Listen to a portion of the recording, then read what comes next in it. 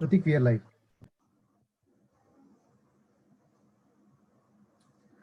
A warm welcome to all our panelists and delegates who have joined us for the 5th Packaging Live webinar. It's our constant endeavor to offer the industry with solutions that benefit the industry at large. And in this webinar, we bring you insights into non-clonable supply chain solutions that will benefit multiple industry sectors. Our theme for today is traceability to credible traceability, if supply chain serialization is sufficient. Hi, my name is Pratik Kaushik. I'm the Portfolio Director at Reed Exhibitions India, organizers for today's webinar, and PackPlus and SupplyPlus Exhibitions, India's leading exhibition serving the food, confectionery, FMCG sectors for the last over 15 years with packaging and supply chain solutions. As the delegates are joining in, I would like to share some housekeeping rules. I'll first of all request all speakers to keep their videos on and mics on mute. Our delegates are requested to share any questions for today's panelists in the Q&A box and not in the chat box. We'll have some engagement polls during the session and request both speakers and our delegates to take them as they come. We have an expert panel today from the industry. But before we introduce them, it's my pleasure to introduce our moderator for the day, Mr. P.S. Ishwaran. Mr. Ishwaran is a consulting partner at Deloitte and leads the supply chain and network operations practice for the firm in India and the offerings of Deloitte in the Asia Pacific region. He focuses on transformation programs that deploy class-leading operating models and modern supply chain and manufacturing systems at organization with an emphasis on sustainable growth. Hi, Mr. Ishwaran. Let's get this Friday power-packed non-clonable debate underway. Over to you, Mr. Ishwaran. Thanks, Pratik. Thank you, everybody, for joining, and Pratik for the early introductions. I think the topic per se in the new world order requires no introduction. I think what the pandemic has done to everybody is to really focus on safety, health, and hygiene in every aspect of life.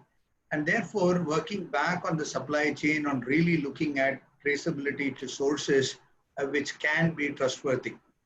And therefore, if you have to really start thinking about it from first principles, you really need to ensure that you need to move beyond traditional traceability models into things which are non-clonable, which essentially means that what we receive and what we believe is something what's already therein. And that's essentially where this entire topic has been structured.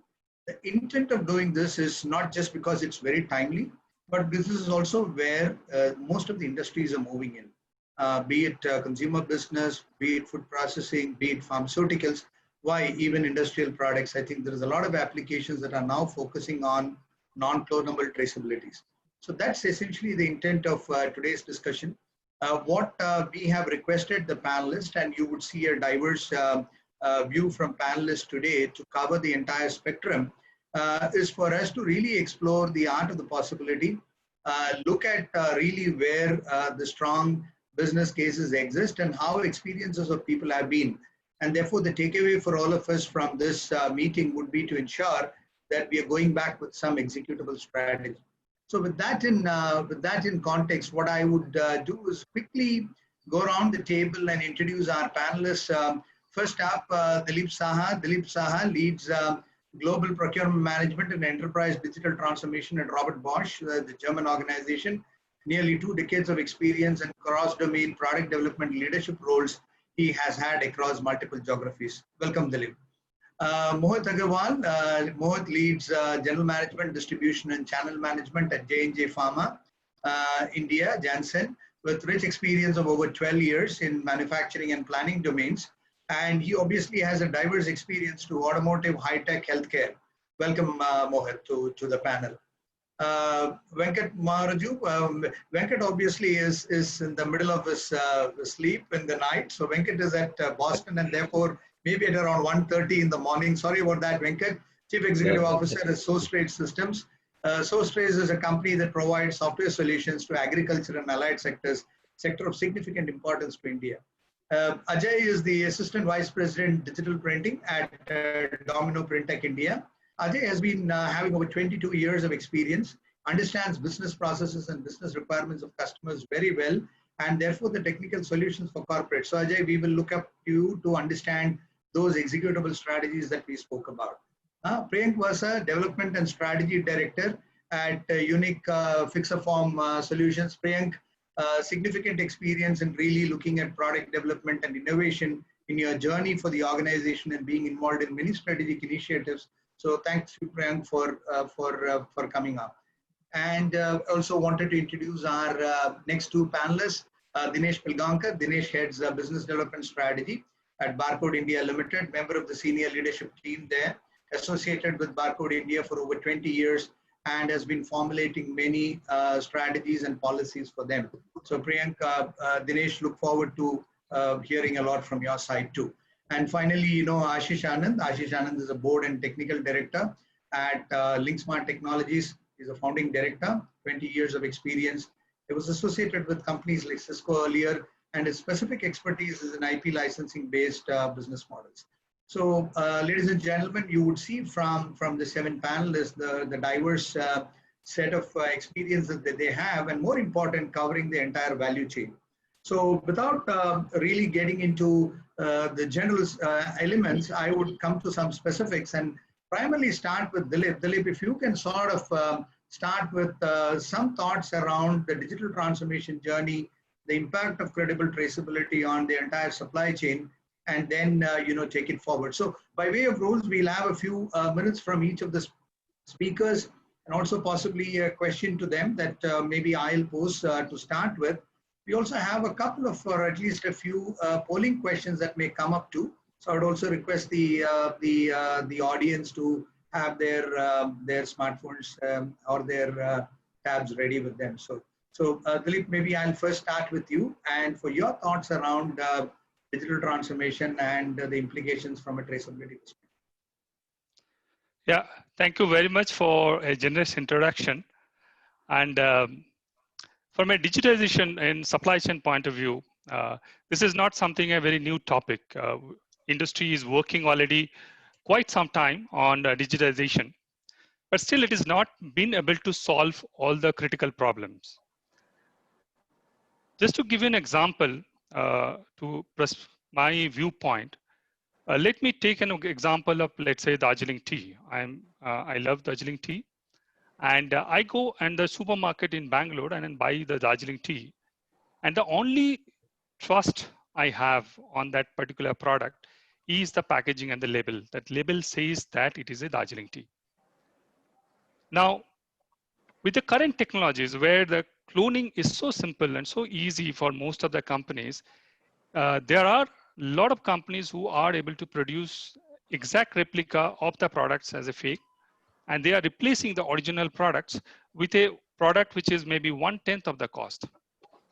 And by this, what is happening as a consumer, I am losing the trust on the product. I am missing out on the value of the product. But maybe when I talk about an agro product, it may not have so much impact. Just assume that its product is a COVID-19 vaccine. The impact on a consumer is much higher. And when you see the same topic from a perspective of the producer who is producing the product, they are having a particular brand promise to the market that I give you this quality of the product. Now, when the fake product enters in the market, it reduces their brand value. So they're not only losing the revenue, which is according to Indian government estimate, that Indian companies are losing up to 1 lakh crore on a fake product. But apart from that, the company is losing the brand promise, which is impacting their sustainable business for the long term. Now, this particular problem, how it has to be solved. If you see the supply chain, it has the companies on the upstream and downstream. And it is, all the organizations are working in silo.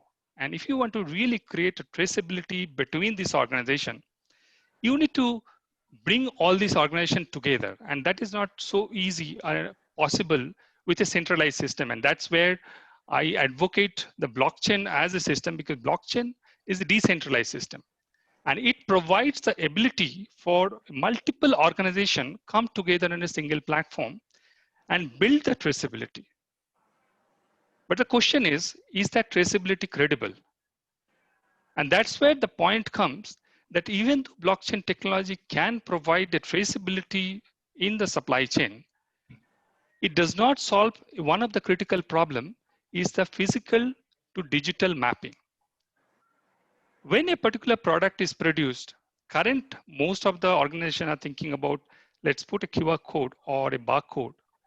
But the challenge is that that is possible to duplicate. And since it is clonable, that product can enter as a fake also into the whole chain. And then overall, we are not solving the trust problem, which is required by the consumer, and not only by the consumer, also by the regulatory authorities. So this is the challenge which we need to really think through. And today's seminar and this webinar, where we will really learn about a lot how this challenge has to be worked upon. We also worked at the beginning, we are looking for how do we solve, where we came across the company like LinkSmart, who were part of our DNA startup program and who has technologies, so the non-clonable identity creation.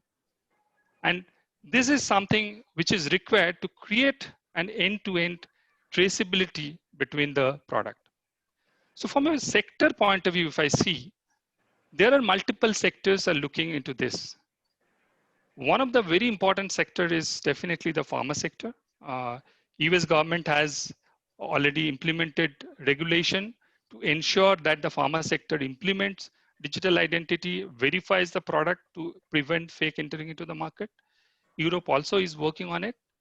And other sector which is very important is the agro sector. And we have panelists today where we could learn more about the Indian context on this sector, how that will create impact when we can introduce a non-clonable technology. So to summarize, I would say that the focus of a digital supply chain is creating a trust economy between all the parties. The party are the producer who has to hold the brand promise, the consumer who are looking for the product which is authentic, which is trusted, and they are getting the right kind of product. And also from the regulatory point of view, the country has to also see that how do we really make our product, the country product, competitive enough for the international market. And that is only possible when we are able to deliver the quality and the brand promise as an organization we create. And I will leave with a few thoughts that this is something is very, very challenging, but you may have to think little more. So if someone who are kind of a startup looking for innovate, this challenge is something maybe a non-clonable technology can solve in a packaging level. But let's assume we want to implement a circular economy solution, and that require the not only non-clonable technology, it requires the labels has to sustain for 10 to 15 years. Let's say an automotive part which goes for 15 years. So this sector in terms of provides challenge, and I'm really would be glad to see what our panelists share about this non-clonable technology and how we can really bring it to the market by creating a trustworthy supply chain which has the strong traceability in the foundation. So over to you, Ishwaran. Just one quick follow-on question. I'm not going to leave you so quickly. So one follow-on question. So, you spoke about non-clonable traceability and obvious benefits from a consumer perspective in terms of both brand salience and trust. Now, how about linking the dimensions of blockchain and bringing in cash flow into the entire model? This is about material and information flow that you spoke. But Correct. There dimensions of cash flow and blockchain that can be brought in? Any views? And you represent the automotive industry in some sense from a principal perspective. So are there blockchain dimensions which have also been added to this or explored? I would say that right now, this is not yet implemented, But this is the real promise of a blockchain technology, that blockchain technology enables organization to transact value. And when it is really creates that possibility of transacting value, even in a supply chain, what happens is you are moving the products. And I talked about the product moving from one direction, but the money moves in a reverse direction. And how this technology can enable this money, instead of you are waiting for 60 days to get a payment, can you get payment the moment product is received? It will create immense ability and efficiency inside the organization, where your working capital requirement will completely come down and you can really produce much better. And this is something which is definitely possible, because, but for that, we need to walk quite a mile still in terms of creating the consortia, creating the regulatory framework to enable this kind of transaction, which really works trusted between the parties without involving a bank in between. Perfect. So there is a future for blockchain from the perspective of traceability too. Perfect. Thanks, thanks, Dilip. Thanks for your views. We'll again come back on round two. And Mohit, as we spoke earlier, one of the big areas that is impacted, and I think Dilip also touched upon it, is pharmaceuticals. And you don't need introductions around that, given the pandemic and the situation around it. Now, any views from you as to, and possibly some articulation around, how do you see the entire non-clonable traceability impacting the pharmaceutical industry, and what takeaways that we should have as audience from that? All right. Thanks, Mr. Ishwaran. Just to update you that in the post-COVID scenario, this credible traceability becomes even more imminent. And the reason is that the entire supply chain is disrupted, because of which there are very high chances of counterfeits getting more into the market. Just to give a number to it, one of the report published in 2017 by one of the research organization worldwide, the counterfeit market for pharmaceutical industry is close to 160 to 210 billion dollars per year. Now, when you have so much money at stake, there are very, very high chance that the things will get very easily copied and will be focused upon. So hence, anything which is clonable, either in the form of a digital or physical, is subject to those challenges. And hence, for pharmaceutical industry, the imminent need is a non-clonable solution. Now, I can also pace my discussion towards what does this mean in terms of hidden cost, which we don't see for a clonable solution.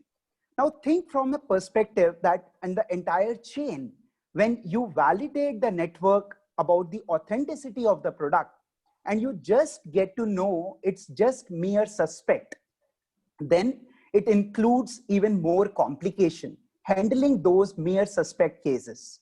The second thing is about, in pharmaceutical, whenever you have to do ground investigation, it includes a lot of coordination with the enforcement agency. And you can just correlate that in the current situation, how easy or how difficult it is to get those people along with you on the ground to do the investigation when you are working with clonable kind of products. So it is where the packaging security department keep working on a lot of overt or covert features, but perpetually it's an ongoing process unless you come out with something, a kind of a credible non-clonable solution. Now, let me take you quickly on the customer aspect as well for pharmaceutical industry. Now, when anybody like you or me as a customer scan a QR code or a GS1 code, he would like to say with a surety whether this is an original or that's a fake or mere a suspect. When the decision is not clear, engaging the customer is the most difficult task. At the same time, I can also highlight that the many countries, like in European countries around pharmaceuticals, as well as in markets like Korea, the people are building an ecosystem wherein they are looking at, say, uploading the entire data for authentication at each node. But that requires a huge infrastructure. Very, very difficult, and everybody has to authenticate in the entire chain.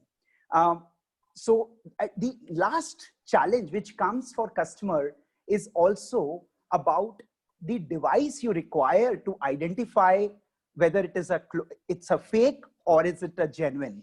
So not many clonable solutions do have that kind of an easy way out, wherein a customer like who is naive, who can just scan and say that, yes, this is a fake or a real product.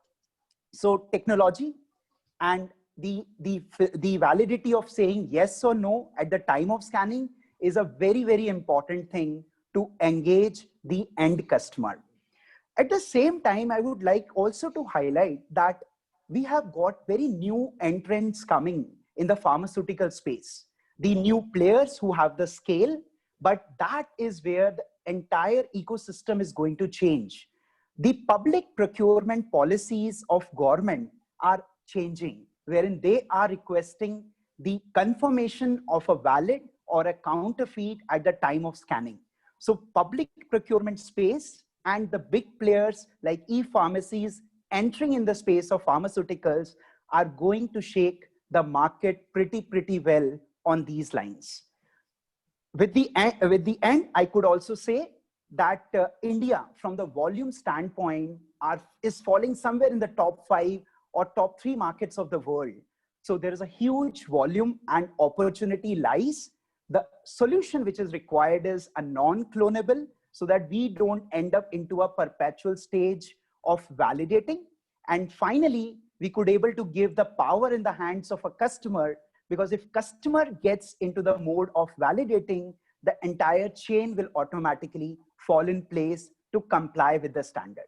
But government is very, very focused, and they are coming up with a lot of regulations, not only now for the finished goods. Recently, a notification is also talking about the counterfeit measures for APIs as well. That means you are going not only the downstream, but also the upstream stage as well. So that's over to you, Ishwaran, and what I could add from the pharmaceutical side. Perfect. I think, Mohit, I think what you touched upon, pretty interesting points, right? One, obviously, while there is a straight case for pharmaceuticals to take it, I think there are options which are there in the marketplace, but many of these options are not completely credible. So that's point number one. The second, as you said, I think as the government has announced a lot of new reforms, especially in pharmaceuticals, where there is a significant make in India, I think this dimension becomes all the more critical and relevant as we go by. But one important question from my side, we are also speaking about health for all and access of health to everybody, including from a pricing perspective. Will these impact pricing of products, or do you believe that as we move forward, pricing of pharmaceutical products will not be really impacted, but we'll still receive very credible products? What is your view on that? So truly speaking, Mr. Ishwaran, pricing will not play much role. And I will tell you why, because policies are moving in that direction. So government is saying that for any public procurement, say for Ayushman Bharat, or for any policy which comes under the central or the state government, you should have a credible traceability of your product. So as Mr. Dilip also mentioned, and one of the reports from the industry, finally, if you're not giving an authentic product in the government supply chain, it will have a very, very different implications on pricing. So adding a feature which is non-clonable, which is credible traceability, will give a better outcomes in the overall stage of things. But again, the disruptors will be the e-pharmacies, the public procurement policies, and then everybody will also start adapting towards that direction. Perfect. So the trends are already in place anyway, as we have seen about e-pharmacies over the last few days. So thanks, Mohit. And I think before we move on, there is a poll question for all our attendees. So Shantanu, if you can bring up the poll question, this is one of the few which is going to come in. Shantanu, if you can bring that up and request our attendees to sort of respond to that. And maybe we'll give 30 seconds and, we will move on with the next steps, having got the answers from that. So quick question to everyone, very simple. Do you think randomized encrypted codes equally needs to be non-clonable and copy-proof? you can take some inspiration from what was spoken by Mo.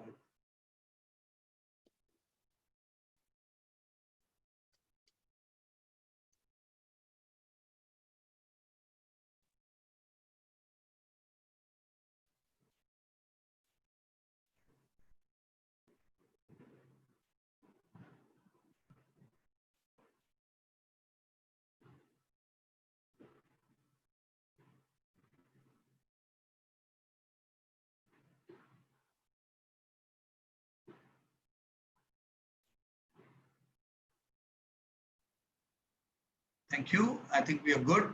Yeah, 94% of us think that it is there. I think it's a pretty high percentage and pretty obvious from the discussions that we've had. Maybe we'll also understand from the other 6% of our attendees as to why they believe that need not be, and possibly it's an industry view. So thank you so much, everybody.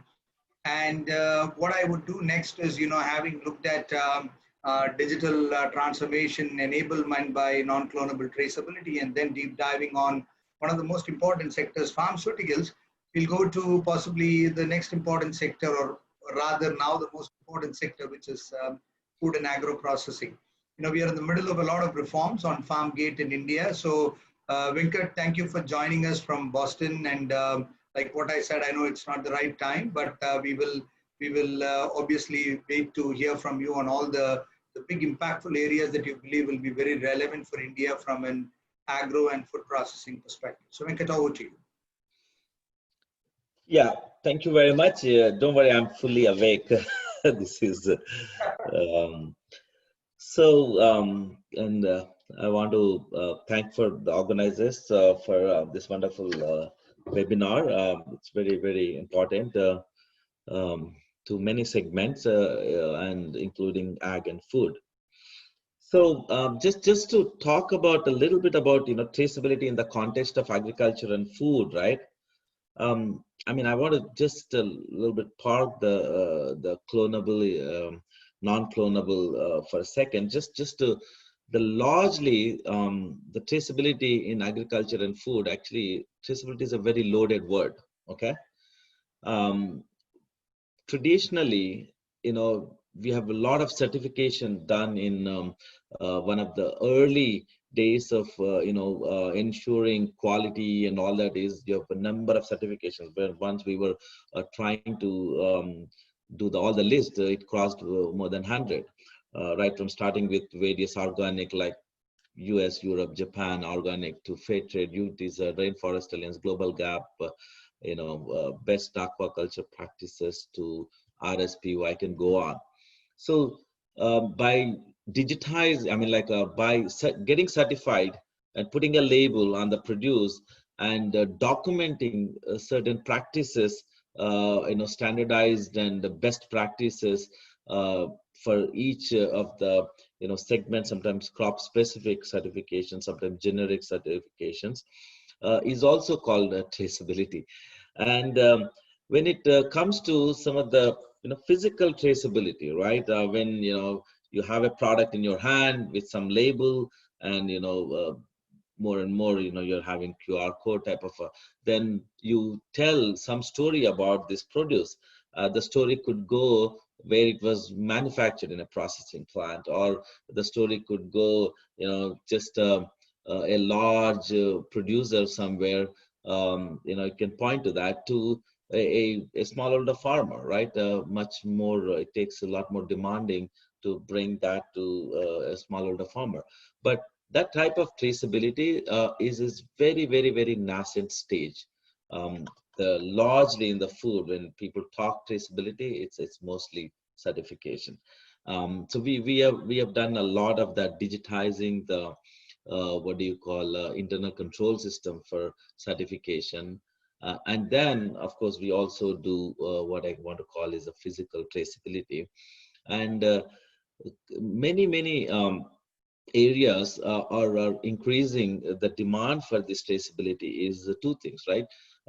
Whether good or bad, the food has become a global commodity. I mean, you go and eat, nobody knows where your food is coming. I mean, it could travel very much from any part of the world. I was very surprised to know that in India is importing so much apple from United States. So you can imagine, right? The food is traveling. And with that, and then other important is industrialized, especially in developed countries, heavily food is industrialized. And that brings a lot of practices which are not very desirable, antibiotics to the kind of processing. So the way the demand for traceability is driven by, one is a conscious consumer. Consumer is demanding what kind of a processes, what kind of a, where it is produced, how it is produced, who are the farmer, was there any human rights violation, is another important thing. There is a lot of child and slave labor in some of these food and value chains, including what kind of pesticides, all that, right? So they're demanding. So then there is a drive for, and the brands trying to basically, with all these undesirable things creeping into the value chains, trying to bring their image and establish the trust and loyalty with the customers. They are doing the traceability, okay, to document their entire story of their food. And then the third important thing is the regulation, especially developed economies like US has introduced this Food Safety and Modernization Act a few years ago, requiring documenting all the food that is coming into the United States. Some level of documentation they're demanding, and that drives the traceability. And Europe has already have a more stringent laws, and many other countries are following the suit. So that is where the demand is coming from. And we have experience, as a Source Trace, we have a platform to digitize the entire agriculture value chain from end to end, and the traceability is one of the important element of it. So we have worked in organic cotton to textile brands sitting in London, New York, are able to trace where their cotton comes from. Especially we have some suppliers from India, to vanilla, to we work with the flavors and perfumes company, aquaculture, honey supply chain, and the spices. A lot of spices are exported out of India to Europe and US. So those are the high value. So it is while it is still a very small and a nascent stage, some of these value chains for complex value chains, high value commodities, the traceability is basically you can find traceability. So when it comes to the non-clonable traceability, where it is applicable is it's similar to pharmaceutical, right? It's a seed industry. Seed industry has a big problem. I mean, in India, every time you can see that. I was reading during I think now the sowing started. After 1 month, you can see so many news items that they had a bad seed here, bad seed there, they didn't germinate. So the spurious seeds is a very, very serious issue. Spurious seeds is number one, and then certain high brand inputs also.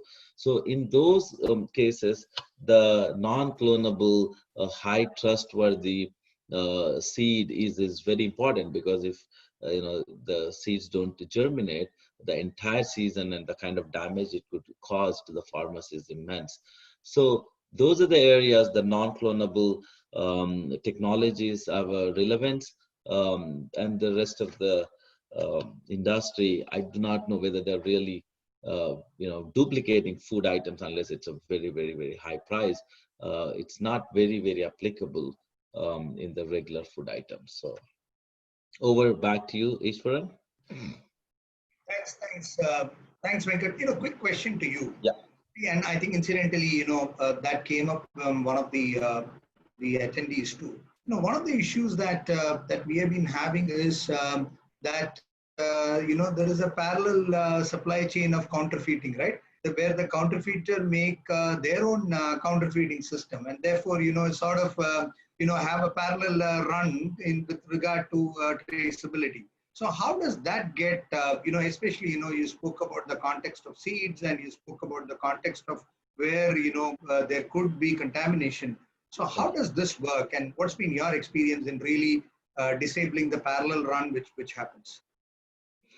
Yeah, see, in the food, the parallel run to happen, the entire food and agriculture is a very thin margins. Okay, that runs. Unless there's high value commodities such as coffee, cocoa, vanilla. I mean, these are pretty very small and high value commodities. That is where some of these technologies would be helpful, and contamination point of view, what you're talking about is meat industry. I mean, meat industry in developed countries, believe it or not, it's if you see any video how the meat is produced, probably you will convert into vegetarian. So those are the areas, especially from the consumer point of view, the traceable technologies becomes important. But to clone a parallel system for food, there's not a big incentive, because the margins are so thin in everything. It's a highly competitive marketplace. So unless there's a very small segment of high value products, it doesn't really apply. Perfect. Thanks, Venkat. I think thanks for the insights. And I think with all our reforms in agriculture and what we are planning by way of both productivity as well as value realization, I think this will become extremely important for us. So thank you so much, and thanks for all the thoughts. No, I'll now invite Ajay Rao to speak. Ajay, like what we mentioned at the start, is focusing on technical solutions. So Ajay, in the context of what was spoken from agro and from a pharmaceutical perspective, it will be great to hear from you as to how these solutions, are scalable, how they are repeatable, and how they sort of avoid some of the pitfalls that we have been discussing, and which a lot of the audience have also been speaking around in their Q&A as well as in the chat box. Good morning, Mr. Ishwaran. Good morning, everyone. Thank you for joining this knowledgeable webinar. Just before starting, I shall take a couple of seconds to introduce Domino. What is Domino? Domino Printech is a market leader in inkjet solutions, and with our wide product portfolio, we cater to different market segments and leading brands in FMCG, healthcare, food, health and beauty, automobiles, industrial, and many more. We offer digital printing solutions to printing and packaging fraternity for labels, shrink sleeves, and different applications. Now, moving forward, I thank to all the co-panelists who spoke before me and have clearly established the menace of counterfeiting in the current times.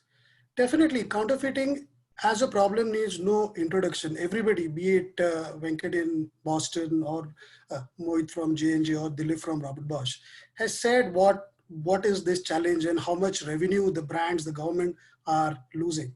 But in the current times of COVID-19, where we have so much of regulation, so much of social distancing or physical distancing norms, physical mobilization and market investigation is becoming difficult.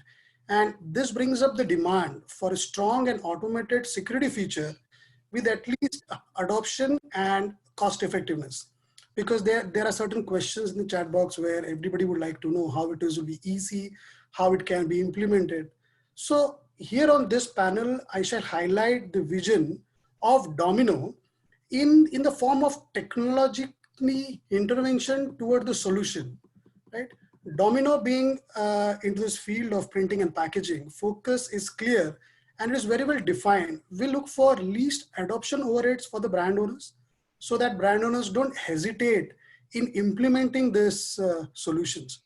In many a times when we engage with the brand owners, they face challenges in saying that there are solution providers who would give a standard solution and the brand owners needs to adopt to that, right? But in this style, we are saying the solution should be surface agnostic. It should be applicable on even on uneven surfaces, flexible, curved, glossy, non-glossy, because packaging can be in any form. It can be in your pouches, it can be on cartons, it can be on strips. Like Venkat spoke about seeds. Seeds are being packed in different ways. So it should be surface agnostic. It should take minimum space.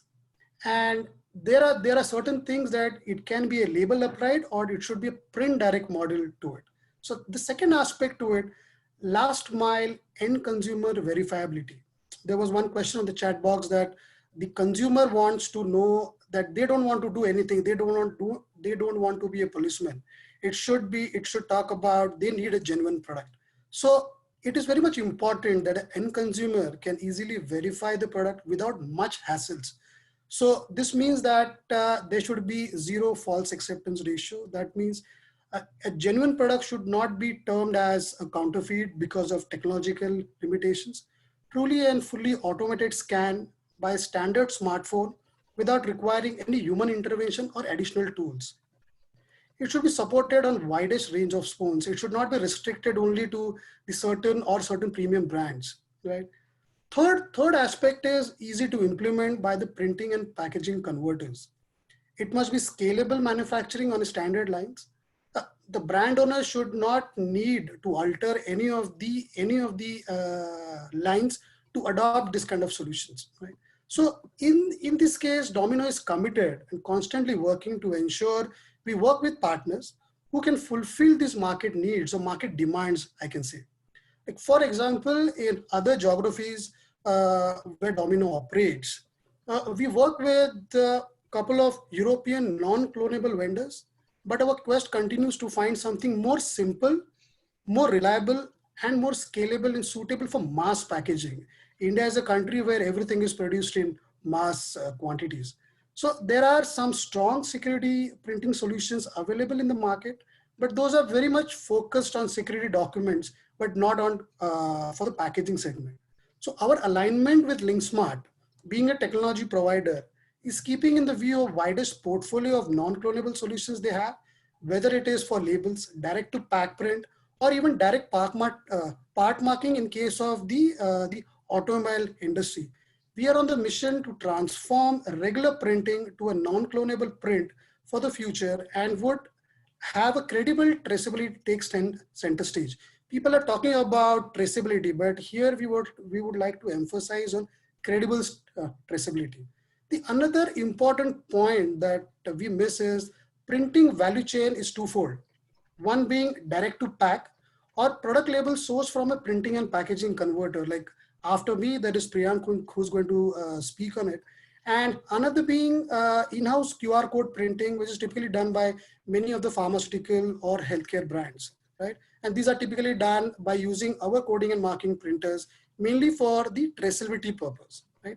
We are geared up to provide solutions to in both the situations. One, on the converter sides for any of the labels and packaging converters who would like to implement this solution, and another being in-house for the brand owners, which they are already doing. So I believe this couple of brief points would have given an idea at how we are positioned to deploy non-clonable printing solutions for the industry, which will limit counterfeiting. And that's what I will let the panel move forward. Back to you, Ishwaran. Thank you, Ajay. I think there are two things. One, I think there is a poll question which is going to come in. So I'll come back to you after the poll question. And so Shantanu, if you can put up the poll question for the audience, poll number 2. And then Ajay, I will come back to you for a question.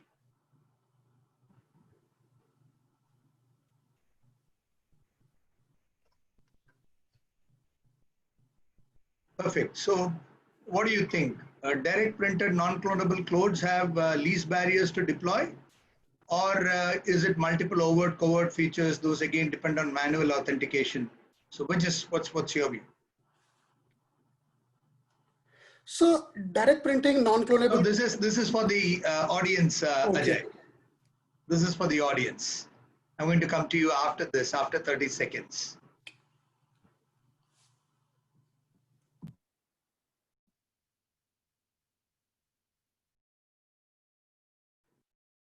We're going to wait for another 5 more seconds.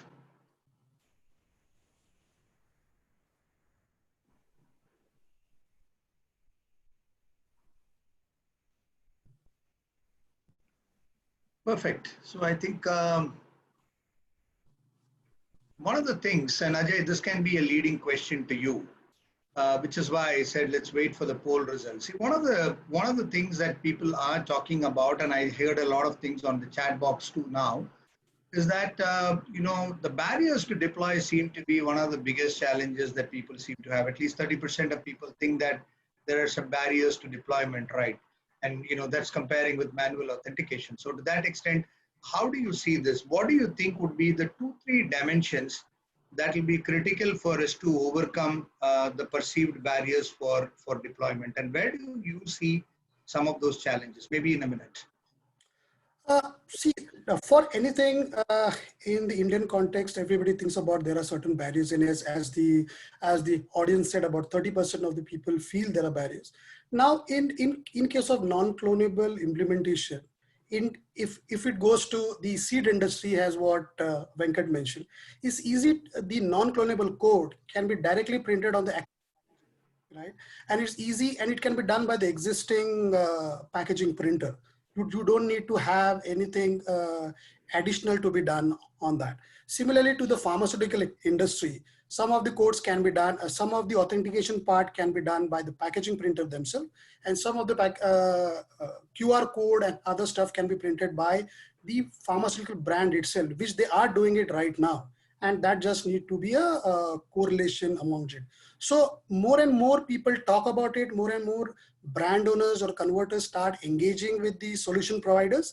I think there would be more clarity in terms of how easy is the solution that can be implemented without much of the hassles, without much of the things from the end consumer. And plus, as I spoke, it should have an easy verifiability.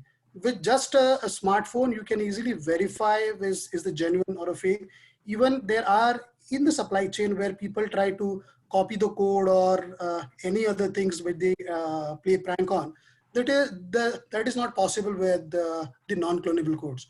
So I think implementing is very easy. I think brand owners need to come forward, have a discussion with the technology partners, and that solution can be implemented. We have implemented a couple of one project we have implemented in the recent past, and there are a couple of brand owners who are discussing about implementing this onto their existing packaging line and existing supply chain things. And Ajay, one of the things I think maybe from my side, I think someone asked this question. See, one of the things that we would also look at, and Dilip started about this when he had his first sentences. This is typically beyond just traceability. See, one of the advantages that you would have when you start thinking about non-clonable traceability is the flow of the information bucket and the flow of the cash flow bucket along with it, which essentially means that you can trace and shift more information. Someone was checking, can I shift a recipe information? Obviously, yes. Can I think about information around, let us say, usage dimensions? Obviously, yes. Can I think about cash flow? Obviously, yes. So one of the big things that I would believe is that it also tends to look at usage patterns in some sense later as it moves along in the supply chain to create optimizations for inventory, optimizations for demand sensing, and optimizations for forecasting models. So to that extent, I think I would also expect non-clonable traceability to become a monetizable model, if I can call that, in the hands of the primary owner as we move forward. So it may go just beyond traceability and get into a monetization model. Maybe it's a little bit towards the next year, a couple of years or so, but I think early adoptions will make that pretty easy to implement. So thanks so much, Ajay. Thanks for your response, and I think for your clarification. Maybe it should provide some perspectives to people who are worried about the ease of implementation. Priyank, if I can ask you to come in, one of the things that is there from you is, as a label converter, is really to talk about the expectations from the marketplace, and really also to sort of validate or reconfirm or rediscuss some of the options and some of the hypotheses that the earlier 4 speakers had laid on the table. So Priyank, some quick thoughts from you and some expectations so that we can look for. Thank you everyone for joining this webinar. Thank you LinkSmart for organizing this webinar and giving us a platform to address the menace of counterfeiting and to understand if non-clonable solution would be the way ahead. Unique Fixer Firm, we started a journey back in 1985. So over the years, we have been approached by packaging development teams, be it in the healthcare sector or the agrochemical sector. So traditional anti-counterfeit technology has evolved from, say, a normal hot foil stamping to the emergence of covert and overt features. During the developments, the covert features, would always work out to be expensive for over-the-counter products, be it pharma or agro. So overt features, started becoming really popular, and everyone jumped in on the opportunity and took advantage and started selling it, even if it was not doing the job. So later, we know after digitization came in, a lot of unique QR coding or serializations started becoming a part of the packaging. But as a standalone tech, it was never sustainable because there was it could be easily duplicated and manipulated. So the packaging teams, they started complementing these technologies with other traditional covert and overt features. So as Mr. Dilip pointed out, the drawbacks of having barcodes or QR codes, they can be manipulated easily. And then when we look at the whole picture, there still exists a technology gap. And as Mr. Mohit also touched upon the hidden costs. So after going through all these aches and pains, designing of the packaging, doing the marketing campaign of making the end users understand the whole project and engaging them, and later realizing that it is not going to work, it is not a fail-proof project, then it doesn't work out, or neither it is a win-win situation for the brand as well as the end user. So this technology gap has to be addressed. So as a converter, when we look at non-clonable tech, our primary expectations can be divided into 4 areas. First would be ease of printing and processing. So when we talk about ease of printing and processing, we talk about how complex or easy the whole process will be at a converter's side. So some of the solutions which we have come across in the past, so they don't have any tolerance to some minor printing defects, or they would require high-end inspection systems and have no tolerance to any printing variations. So as a converter, we would always get discouraged because this would not justify the realized cost. So naturally, it will tend to steer us away from such projects.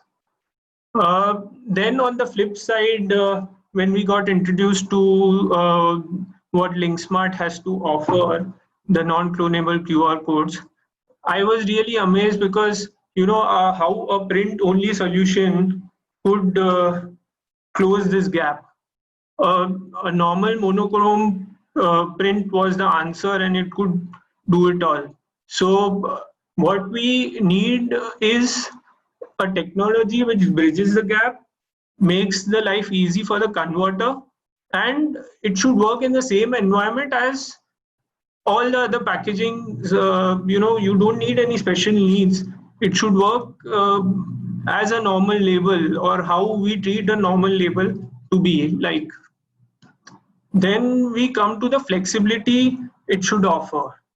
So flexibility, we all know that the packaging, the shape, sizes, the forms, they keep changing. It could be a flexible packaging, or it could be a label, or a pouch, etc. So one solution should work for all forms. Then flexibility in terms of customer expectations. There could be, the customer might expect traceability at different levels of the supply chain, or tamper evidence, or they would require refill evidence. So all those expectations have to be addressed by such a tech when we are talking of implementation at such a large scale. Then we will look into the ease of implementation. This would be majorly at the customer's side. Like some of our customers, they have a lot of contract manufacturing done at different sites. So if that whole process becomes cumbersome, or you have to indulge into a lot of capex at the site, or you require multiple applicators, or different you require skilled labels, etc., then that whole process will again raise questions in how well is the cost being justified. Then last and foremost is the credibility of the tech.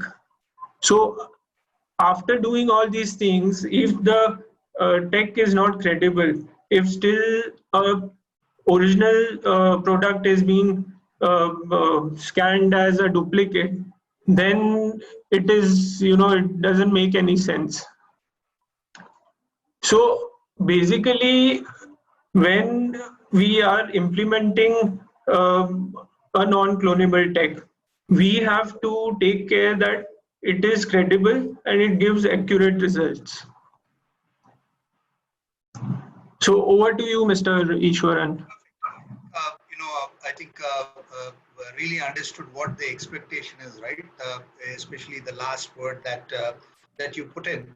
And before I leave you, what we will do is we'll quickly go to a poll question. Shantanu, if you can bring up a poll question, and then Priyank, we'll have a couple of thoughts.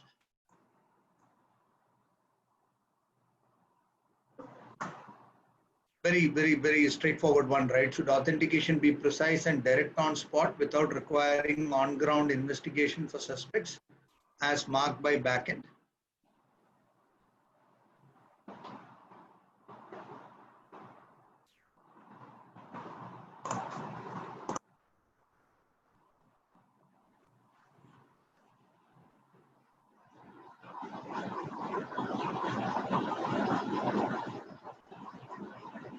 Perfect. Yeah, I think the question was also a little bit more leading. Therefore, I think the answers are also leading to some extent. So Priyanka, one quick question for you. You spoke about the expectations as to how it should be credible. Now, are there challenges that you have faced, and are there specific industries where the challenges are far higher than somewhere else? Any thoughts from you, from your perspective? Maybe quick 30 seconds. So we have worked with the agro industry in the past, and agro faces a lot of counterfeiting issues. So, and the last mile users are obviously the farmers. So now if we talk about the third generation farmers, they are quite well aware and conscious about what they are buying. But if you talk about the previous generations, you would need to give some intensive incentives for them to have the drive of authenticating the product at the point of purchase. So the flexibility has to come into play, where if the end user wants to combine some kind of marketing activity, or some digitization with respect to reaching out to the masses and engaging them with the whole ecosystem, that would work out to be really well for the last mile users. Absolutely. Perfect. So thanks for your thoughts. That was very useful, and I think really sets the tone as to what I think we are sort of converging on a set of 3 or 4 sectors of significance, some of the key issues to be handled, and also what the points of arrival are. And in my opinion, that's possibly where the future is. One of the big things that we are also seeing, which was spoken about earlier, was also the disruptors, be it regulation which is coming in, be it focus of government like the agro-processing sector, or be it even the expectations of customers in a post-pandemic world. So I think there are some accelerators to non-clonable traceability, which is now emerging in the marketplace. So Dinesh, with that in perspective, and you lead up business development strategy at Barcode, and you've been implementing a lot of growth strategies. And specifically, I understood in our conversations that you focus a fair bit on automation. So you can sort of talk about the options available to people, and what's in your view where the world is moving towards. I think we'll also have a couple of questions in that regard. I think in my Q&A box, I can see a few questions around that. So I'll also ask you 1 or 2 around. First of all, a very good afternoon to everyone, delegates, fellow panelists. And my request is, please bear with me. My fellow panelists have already echoed the sentiments which I'm about to speak about. I think let's go back into the history of traceability for a bit. 2 of the proponents from the industry who have been champions to fight counterfeit is the pharmaceutical and the automotive industry. And in case of the pharmaceutical industry, there have been efforts to curb counterfeit ever since. It's only in 2005 that Italy came out with a formal bill, followed by Turkey. And then, of course, we are all aware of US, which came up with the e-pedigree concept in 2007 with a 10-year roadmap for arresting all counterfeit products that are going to be coming in. But that was largely dependent on the data. The automotive industry also very closely followed with mandating traceability of critical components, especially when it came to recalls. The fact of life today is that anything that affects directly or indirectly any facet of human life will be under scrutiny. And the most important person who's going to scrutinize this is the customer. So, we feel that there are 2 challenges that the manufacturing business face today. One is the authenticity of the data, and 2 is the authenticity of the product, which means either they are fighting counterfeit or they're trying to protect their brand. So if you were to address the second part, counterfeit products are prevalent in all walks of life today, right? So all high fashion or luxury brands have a duplicate, but they have an answer. They have an alternative technology, which is slightly expensive, but they can be absorbed in their costs of manufacturing. But look at something like car parts or medicines or liquor or food. I mean, these are mass produced, so therefore there's a price cap on it. And these directly affect the human life. So that's one reason why globally there are mandates for traceability of origin of such products. And we keep hearing about deaths occurring due to spurious liquor or counterfeit life-saving drugs being administered to patients and faulty parts in cars and so on and so forth. So it's not only causing damage to the manufacturer in terms of the brand reputation, but also to the government exchequer in terms of the losses that it incurs on taxes. So again, if I were to be repetitive, it's estimated about 20% of the road accidents in India are due to counterfeit products. That's huge. And the counterfeit industry, which is a parallel industry, is about 22,000 crore rupees. Big. Mohit already touched upon what the counterfeit pharmaceutical market looks like. To add to it, the internet sales are now becoming a growing part of any sales, contribute to about 75 billion of those 200 or 210 billion. That's massive, and scarily, it's growing at a rate of 20% per annum. Liquor again, is equivalent, if not higher. Government is losing a lot of revenue across. So, these mandates and compliances which are being introduced by either autonomous bodies or by governments in each country, all to ensure people's safety. And in some cases, the onus of proving that the product is authentic is lying with the manufacturer. For example, all pharma products which are being exported from India have a specified format of a 2D data matrix barcode. So a liquor bottle, for example, it has a 2D barcode to determine the origin and the history of its journey from the plant to the retailer. The Automobile Research Association of India has identified about 21 critical components which must be traced to their origin, and there are penalties thereof. So organizations are doing everything that they can do to protect the brand and invoke trust. I mean, I think most of the panelists have spoken this word. So it's invoking the trust of their customers. Question is this enough? Just doesn't seem like, you know. So industries are adopting measures to tightly integrate and consolidate their supply chain, largely using serialization in a random format captured at every step of the supply chain, stored on a cloud on a server for retrieval at any given point in time to prove its authenticity. But you know, that's a after effect. This may guarantee authenticity of data to a certain extent, but it does not certainly guarantee authenticity of the product. Right? So the limitation is the authentication is still within the four walls of the organization, which means the product has to reach the manufacturer owner, which could be time consuming, especially when it is a global market. So obviously in non-clonable technology with an authentic data as a combination will be extremely lethal. And with organizations today adopting automation, it just gets better. So room for manual intervention is almost zero. So we are looking at what? We're looking at speed of data, we're looking at accuracy of data, and we are looking at authenticity of data.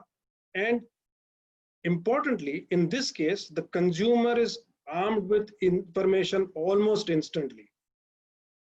So we are today, you know, ensuring that compliance happens, but data authenticity and product authenticity will help make informed decisions to extend this across supply chain, which is forward supply chain and backward supply chain as well. Importantly, also, a lot of manufacturers who are yet to decide on the course of action would, you know, kind of hasten their decision once they see the value in entirety. Ultimately, technology is an enabler, you know, so one has to take a very judicious decision to adopt technology and aligning with, you know, the best practices that are prevalent. So my take is, you know, India today is standing at the cusp of becoming a manufacturing base for the world. And if we pursue a very credible digital supply chain, we'll be there sooner than we expect.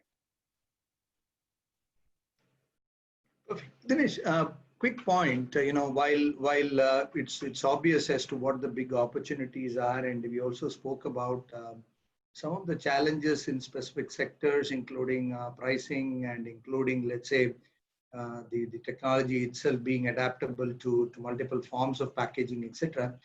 I think one of the things which would be very relevant, obviously, if we are storing so much of information, would also be the analytics around it, right? Because, you know, there is data which is stored somewhere, which can give you everything and anything that you would want. But are there enough of those thinking that is already taking place with companies? Because, you know, supply chains are generally pretty controlled. And therefore, you know, people are really looking for information as to where the points of failure or points of variability are. And this potentially has the opportunity to give companies that visibility, because, you know, if I'm able to store a lot of information around where it is parked, where it is stored, where it is moved, etc., then the advantage that I have is I can do a lot of analytics around how can I really cash my working capital cycle. So are there people really looking at things like AI, ML, advanced analytics, etc. around this, or it is still more around traceability and really trying to find out whether the source is right? Well, I would say, Mr. Ishwaran, both. Data today has become, I would say, an invaluable asset for any growing organization. Apart from, you know, having traceability. Now, how traceability enables the data capture is it ensures that at every point of transaction there is data that is captured, and that's huge amount of data, which means that the analytic engines or the BI tools come into play. So organizations are definitely looking at AI tools or BI, you know, to enhance their business making decisions. However, the point is, it's like, you know, garbage in, garbage out. If you don't have authentic data going in, you don't have authentic results coming out. So what use is a data which is not authentic? So if you're striving for getting authentic data, then you're then your AI tools or your BI tools are going to be giving you the data which is going to be useful for making those informed business decisions. Perfect. Thank you so much, Dinesh. Thanks for your thoughts, and I think some good perspectives, especially in terms of where organizations are really planning their journeys. If I can come to Ashish, you were sort of referenced earlier by Dilip, and I know that you personally focus on IP licensing based business models. So given that we spoke a lot around counterfeiting, having their own parallel channel, some of the pitfalls, or I would say challenges in implementation, and some of the myths too that were taken off in this meeting. So Ashish, if you can come in and talk about how as a early startup you sort of ventured into this and some of the experiences that you had from this. Great. It's my honor to be on this panel, and I heard all the co-panelists with the great interest. And just for the audience at large, I would like to highlight some of the very important points that we actually observed on the ground after we audited our own deployments. So our customer reported that they have received around 15 false alarms in the last 2 to 3 months.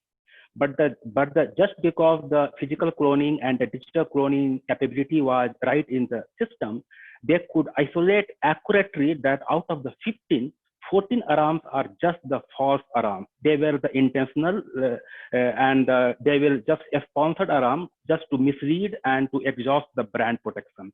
Only one alarm in the one given location was actually meaningful, and they did their ground investigation only for the one alarm out of the 15 alarms, and the results were achieved. So that is the power, that is the automation, and that is the tight control on the supply chain, even against their own insiders, even against their own supply chain partners, was achieved by just and simple transformation of the clonable to the non-clonable. Right. That's the point number one. Second point that I would like to submit, that the whole journey of the non-clonable started in the European part of the world around 2013/2014, and a couple of other vendors also attempted. But as the Ajay articulated, the core quest continued for something that is simpler, something that is reliable in the field, something that is mass adoptable, and something that is last mile exercisable. So the last mile exercisable was the most important point. Like the couple of the things that we have come across, that they are only supported on the 15, 20, 30, or the 40 of the phones. Gentlemen, right now there are around 1,500 Android phones available in the market above Android 5.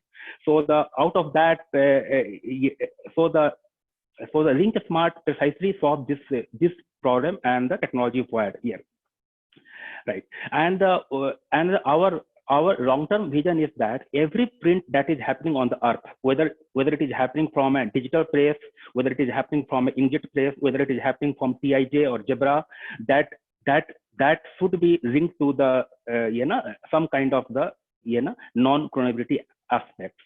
And that's my submission pretty much on this panel. Thank you, Ashish. I think some very quick notes from the market. And before I go back to a round of questions, I know we have only about 15 more minutes.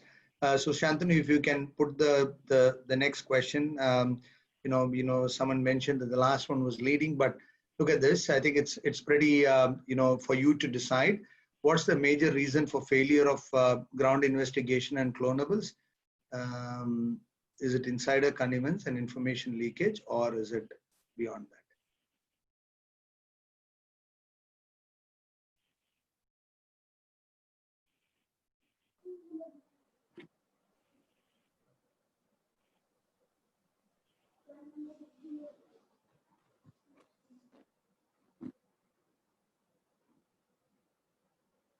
So is it a failure of the system, or is it so there is a lot of in-house processes that need to be strengthened fundamentally. So there is a there is an angle about, and which is what I will possibly, Dilip, when we start, maybe one question to you would come on that.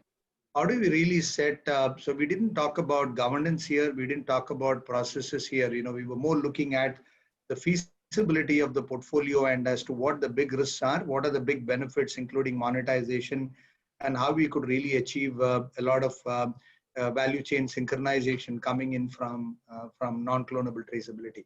But I think it's a pretty important question. And if everybody believes that there is a lot of in-house governance processes and systems that need to be set right before we even start thinking about the external marketplace.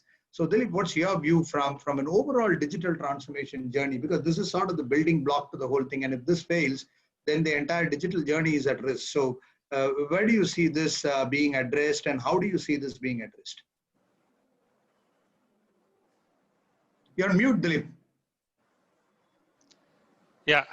So my point of view would be that definitely that internal processes has to be taken care, but to really make the systems efficient, your governance model has to be around the technology, not dependent on people. Even if you see today the data-driven models of decision making, it is removing the bias of people and bringing technology and data as a enabler to decide right way. And it should be true for all other aspects of digital transformation, that how we can leverage the technology to become more robust in terms of defending all the possible thing which is business is getting disrupted, and become more sustainable for a long term. Got it. And one of the questions that I'll also take some audience questions on this, so that it becomes easier. And we have also been thinking about a few of these things. For example, one of the questions that has been asked is, counterfeiting is an age-old problem for the industry. Specifically, for example, let's say food delivery systems, temperature apps, etc., are being deployed by many people to say at least there is some level of contamination prevention, etc. So can the existing track and trace systems which are already in use be augmented by adding more variables into the system, so that we can actually fast track the entire process of non-clonable traceability? Or do we need to dump all that and really pick up something new? I don't know who would take this, but Ajay, you want to think about this, as to whether are there existing traceability systems which are in place, which may be clonable, but can we sort of retrofit a set of technologies onto it and make it far more accelerated than doing ground up interactions? So that's the question from the audience. Yeah, see, there are existing solutions which are available, as we mentioned earlier, or as Ashish mentioned. There are getting false alarms, there are getting things. So we need to have a solution which is easily implementable. That is one thing is there. First, brand owners, there was a questions about how to do the engagement. So brand owners need to engage, understand, and with that perspective, we can offer different solutions to the printing and packaging partners or to the brand owners. Got it. And Venkat, you were saying something around this. You have a point of view on this question too, around whether existing systems can be augmented, or do we really need to go for a completely new non-clonable portfolio? Let's think of the agro industry itself as an example. No, I don't think we need to have a complete, right now, whenever we are implementing traceability systems, most of the time, these large players have their big ERP systems. And we basically interact with them and coexist and deploy our technologies. So it's a similarly, you want to do non-clonable thing, I think they can be fit into the existing infrastructure. Otherwise, it would be a big disruption, and I think adoption rates would be much more, there will be a big, large barrier to enter. So I think they have to fit into the existing infrastructure. That's a much easier and faster way to adopt. Perfect. And, I think that's a good point. And therefore, it really means to the audience that there are accelerated models in an agile manner, which we can do rather than really starting from scratch. Thanks, Venkat, for that. And Ajay, thanks for the same views. Mohit, one quick check with you on the pharmaceutical industry, right? What we did not also speak about is, we spoke about all the good elements. What we did not talk about is where does the liability lie, right? Who's going to absorb the liability? We deploy a non-clonable traceability model, and we have a system which is possibly not foolproof, and somebody hacks it out, and therefore there is a problem for the end consumer or maybe the intermediate consumer. Who owns the liability? Does it flow through the chain, or is it the principal owner in a company like yours which will take it? Where do you see this happening? And what does the regulation talk about? All right. So Ishwaran, if I look at the whole scenario, truly speaking, you cannot hold your vendors accountable. So let's say you are operating in a company like Johnson & Johnson, which serves practically more than 100 countries in the world. And they do, say, central manufacturing, possibly in US or in Europe or in some part of the Asia. But the solution which they deploy is possibly for all their products. They don't want to have, say, one standard for Asia and one standard for US. But I truly believe that it has to be an ecosystem wherein the printers, the printing solutions, the solution architect and the companies have to come together and collaborate. You can definitely have a variable aspect to it in terms of the overall pricing with the suppliers, but accountability still should lie with the owner of the brand, because then only you will be able to provide credible solutions to the customer. Got it. Perfect. So therefore, it's not about getting to the vendors. Absolutely.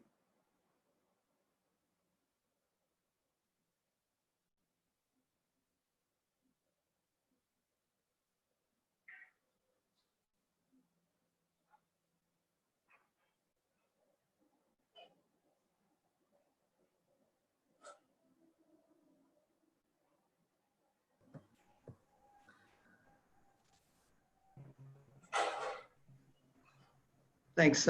Thanks for that. We spoke about. I think I have. I think Dilip, we spoke about a few things, but one of the things that I wanted to check with the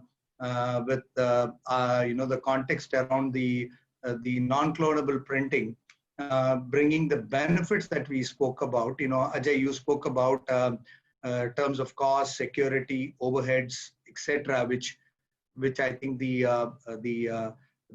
non-clonable traceability model really obliterates, and you really don't have a big cost hang over them.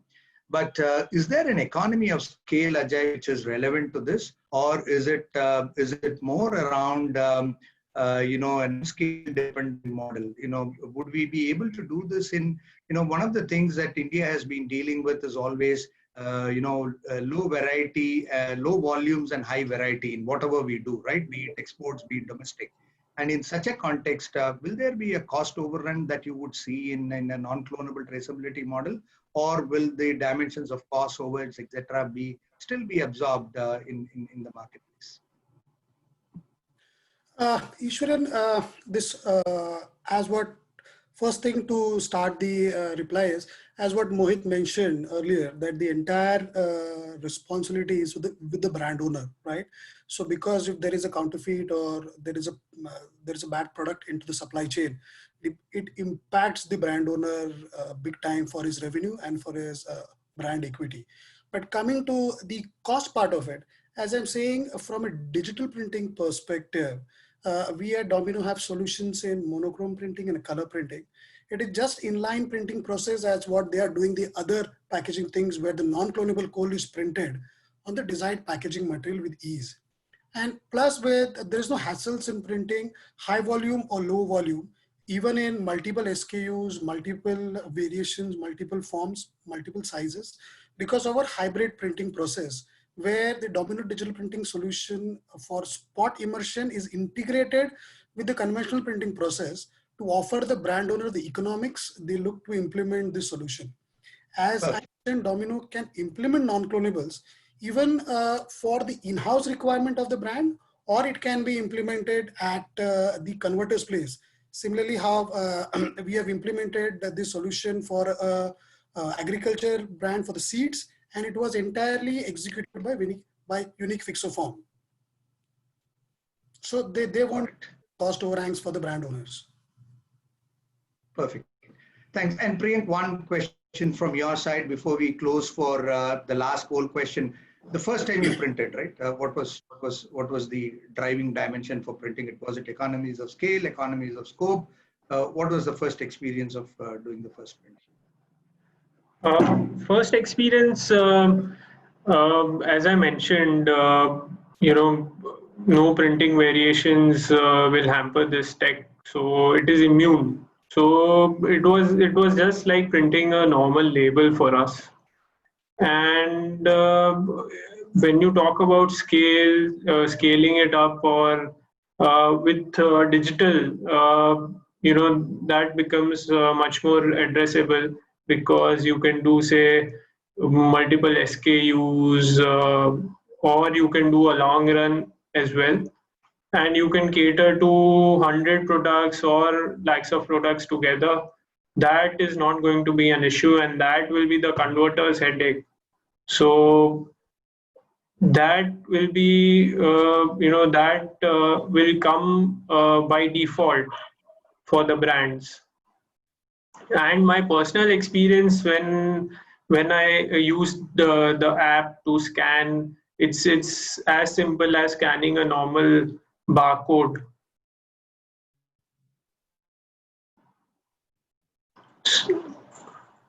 Are you there? Hello? Thanks, Priyank. Yeah, Priyank, you were breaking up.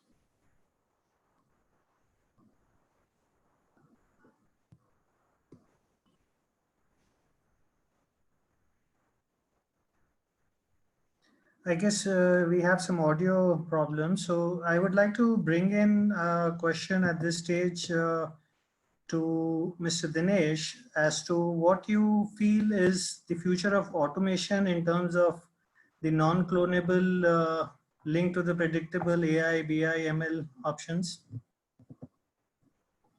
Dinesh, if you can. Yeah, sure. Am I audible? Yeah.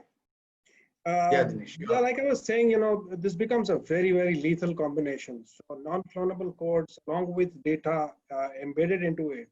And organizations are looking at doing automation today more so after the COVID impact. People are talking about non-contact automation to be used in their supply chain. So when there is no manual intervention, obviously, so you are you are absolutely reducing the risk of any kind of data that is being pilfered. You are making sure that everything that is there on the product is authentic and everything that is on the product is accurate. So I see the automation future to be extremely, extremely bright in all walks of the supply chain across manufacturing. Thank you, Dinesh. Do we have Mr. Ishwar back? Or I'd like to pitch in at the moment and bring in. I'm there, Pratik. So thank you for filling in. Yeah. Sorry, Pratik, continue. Yeah, you can go ahead with the next question.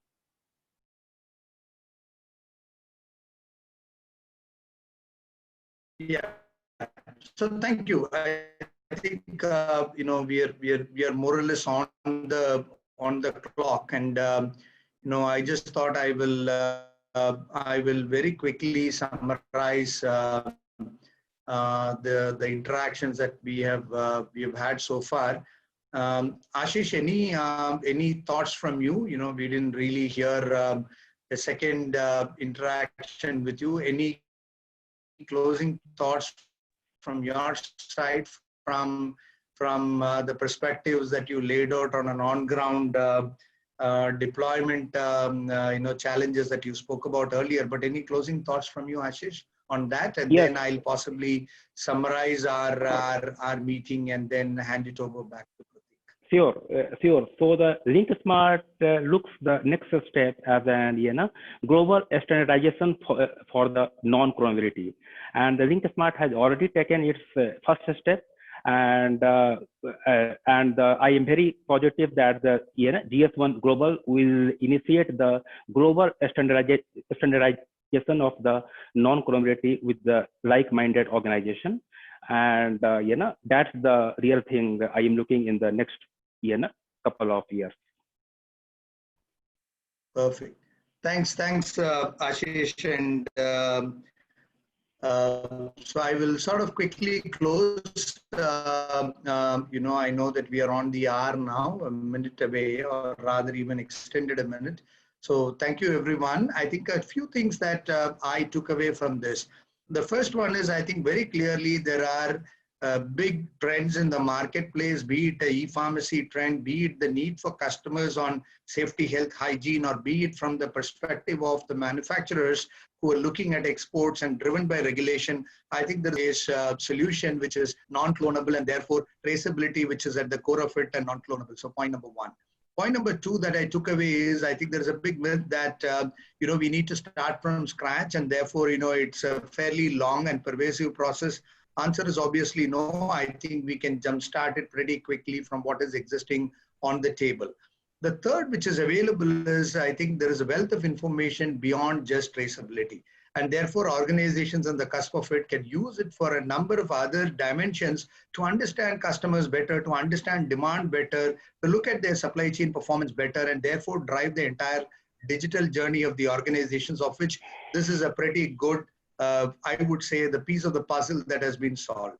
And the fourth and the most important thing, as Mohit said earlier, one of the bigger takeaways is the fact that this is not to be at the hands of the vendors. This is really to be hands of the primary organization in the value chain who's controlling it. And therefore, I think some of the other areas that we have by way of reticency, because it's to be held liable on all counts, will not count in this. So to that extent, I think the big takeaway is, I think it's a pretty scalable, repeatable solution, and it provides a lot of opportunities for emerging companies. Good to hear from startups here, large organizations, people in the entire value chain of the business, and therefore, the way in which the solution would pan itself into the future. So thank you, Pratik. I'll hand it over to you. I thank all the speakers for their comments, answers to the questions, and being on the dot. I think we never overran significantly, although we covered more questions than what we wanted to. So Pratik, thanks so much, and I'll hand it over to you to close. Thank you, Mr. Ishwaran. Thank you, Mr. Ishwaran, for moderating this session wonderfully, and not only sharing the context, but also summarizing the entire session beautifully. It's been a well-attended session and also an engaging debate. We hope that our speakers today have been able to share the insights that will help you redefine your supply chains and creating the last mile consumer confidence of your brands. I thank you once again for joining today's webinar. I thank the experts who've joined us from various parts, especially Mr. Venkat, who's there from Boston today, who's joined us. We'll be planning our next webinar now for the 4th of September. But meanwhile, before the audience leaves us today, there is a feedback survey that I have shared in the chat box. So I'll request all the speakers and the attendees to take up that survey to help us improve. On your visuals are the next webinar that we have planned for the 4th of September. Once again, I'd like to thank you all for joining. A big thank you to all our speakers today. Stay safe, stay connected until we meet up next. Thank you so much. Thank you. Yeah, thank you very much. Thank you, everyone. Thanks. Thanks, everyone. Thank you Thank very much. Bye.